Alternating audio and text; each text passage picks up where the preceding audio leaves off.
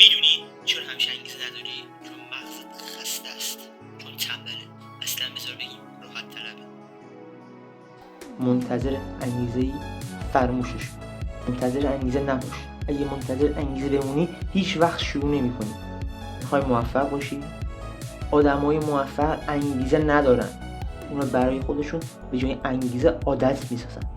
را چجوری عادت بسازی؟ هدفتو ریز کن. از یک کار بزرگ برای خودت بطر نساز. کوچیکش کن. مثل ذرات اتم.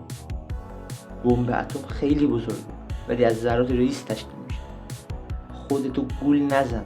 تغییر یک روزه انجام نمیشه.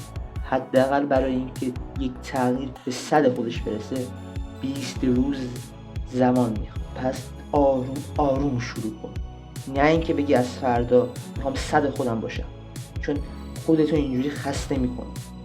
موفقیت به کسی که صبر میکنه نمیرسه، به کسی میرسه که حرکت میکنه. تو میدونی الان چی کار کنی، پس ست آپ شو.